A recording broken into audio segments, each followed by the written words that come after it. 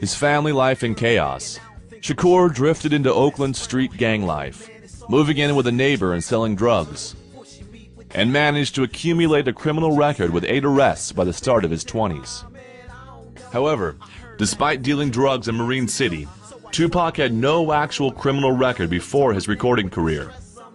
But as Tupac grew more famous, he clashed with the law more frequently, muddying his growing public image. Over the next few years, the sometimes stunned, sometimes supportive public watched from the sidelines, as both Tupac's music and criminal careers made significant, if sometimes conflicting, strides forward. In a more constructive vein, Pac continued to work on his Baltimore-born rap skills. He made new friends who encouraged his interest in rap. Together with Ray Love and DJ Dizzy, he started a rap group called Strictly Dope. They performed locally, attracted some attention, and made some recordings, which wouldn't hit the streets until years later. By 1991, Digital Underground had scored a big hit with their song Humpty Dance. Meanwhile, Strictly Dope's neighborhood performances brought Tupac enough buzz to land an audition with Digital Underground's Shock G, which led to Pac's work as a roadie, dancer, and rapper with the group. It was while on tour with them that he learned that his mother Afeni was on crack.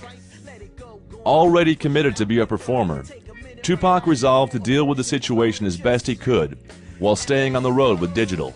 More personal drama followed, when in 1991, after hiding out for 5 years, Mutulu was caught and sent to jail for the 1986 bank robbery and murder charges.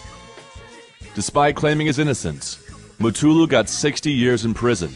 His case is currently on appeal.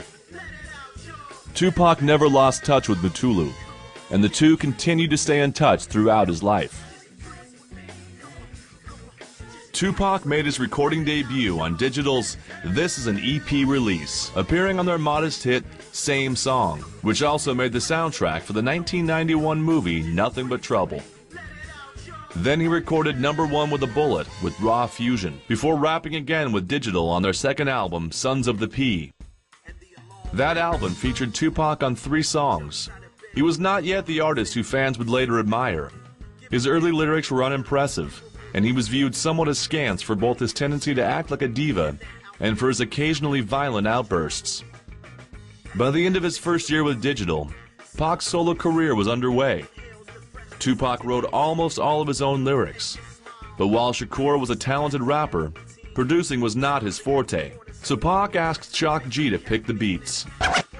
Pac's background continued to influence him artistically, and compelled him to use his emerging podium to call attention to issues he still cared about.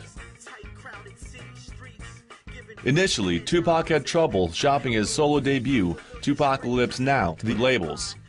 Tupacalypse addressed issues from police brutality, poverty and unemployment, to black-on-black crime, teenage pregnancy, and crack addiction. Although there was some variety on the album, the rage and violence of Tupac's other songs, like his lead single Trapped and I Don't Give a Fuck, grabbed the public's attention. Interscope Records eventually agreed to distribute Tupacalypse Now, but protests, controversies, and threats of censorship surrounded the release of the record. Tupacalypse Now was an impressive debut and a fitting start to Tupac's legendary career.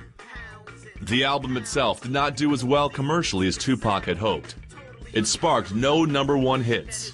However, it eventually earned gold record status and a spot at #4 on the R&B charts.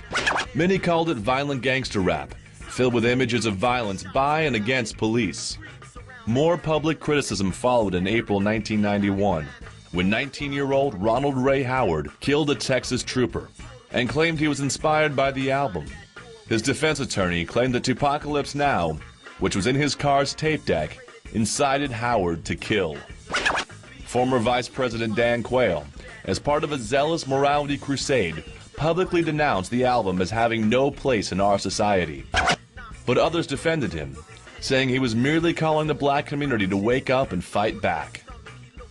Some would say his wake-up message still resonates today and accounts in large part for his continued following. In Oakland, California, October 1991, 2 officers stopped Shakur allegedly for jaywalking. Pac responded by saying, "Fuck y'all," which, while it does fall under free speech, is probably not recommended in a police situation. The police then choked, beat, and smashed Tupac's head on the pavement. Bruised but not defeated, Tupac responded by suing the Oakland Police Department for $10 million. He eventually settled for $42,000. Later that year, Pac got involved in a fight with old acquaintances back in Marine City. After they exchanged gunfire, a 6-year-old bystander lied dead from head wounds. Police arrested Pac's half-brother Maurice Harding in connection with that incident, but he was later released on lack of evidence. With such bad press, Tupac seemed to fit the role his detractors claimed he was, the ruthless gangsta. But the next year, Tupac tagged along with bandmate Money B to an audition for the hip-hop film Juice, and landed a prominent part in the movie, debuting on the big screen in the role of Bishop. As a child, Tupac had dreamed of becoming a Shakespearean actor. While he never got to that level, industry professionals noticed his acting talent.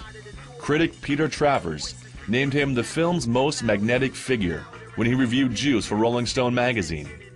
Echoing his experience with Tupacalypse Now, the movie industry went on to censor the Juice movie advertising, removing a gun from posters and billboards. His second CD, the more successful Strictly for My Niggas, was heavily produced by Stretch and the Live Squad. Remaking an ugly slur into something positive, Shakur reclaimed the word nigga as his own acronym, initials which he said now stood for Never Ignorant, Getting Goals Accomplished. The sophomore disc birthed 2 #1 hits, the playful I Get Around, and Pac's ode to black women, the emotional Keep Your Head Up.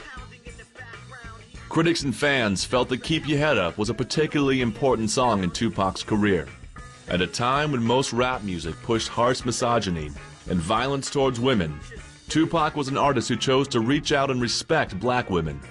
Keep Your Head Up professed an enduring love for all black women, with Tupac's uniquely real, yet tender, poetic take on the black female situation.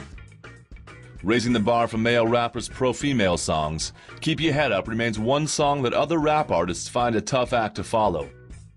Meanwhile, the Niggas CD reached #4 on the R&B charts, and eventually became Pac's first platinum disc. As his music and acting exposed him to even more fans, Pac's criminal record also progressed. In March 1993, Tupac got into a fight with a Hollywood limo driver, who accused him of using drugs in the car. After his arrest, the charges were dropped. While this was happening, Tupac continued to pursue his acting career. Despite his bad press, in 1993 he landed a starring role opposite Janet Jackson in John Singleton's Poetic Justice, which also featured the poetry of Maya Angelou. At the time, Singleton was best known for directing Boys in the Hood. This time, Singleton was headed out to put a new spin on the road movie genre. In Poetic Justice, Janet plays Justice, a young LA beautician and poet who is mourning the boyfriend she lost to gang violence. Tupac's character, a postman named Lucky, meets Justice and travels together with her to Oakland. Their journey through the world outside the hood proves eye-opening and liberating for both of them. At the time, Janet and Singleton were already close friends, going way back as junior high classmates together. But Tupac's experience on the set was mixed. Janet's managers kept nagging him to take an AIDS test before doing any love scenes with Janet. Said Tupac, "If I were really going to make love to Janet Jackson, sure, I'd take an AIDS test. I'd take every test. But come on, they were love scenes. We were just acting, man." While the film had mixed reviews, critics and fans seemed to enjoy Tupac's performance. Here's what one fan had to say on the subject. "All I remember hearing about when this movie came out was how bad it was, or how Janet and Tupac didn't act very well. Come to find out, those critics were wrong. This movie is very well made, and Janet and Tupac work wonderfully together. The film is very sad in parts and can turn around and be abrasive too because of the rough language and subject material.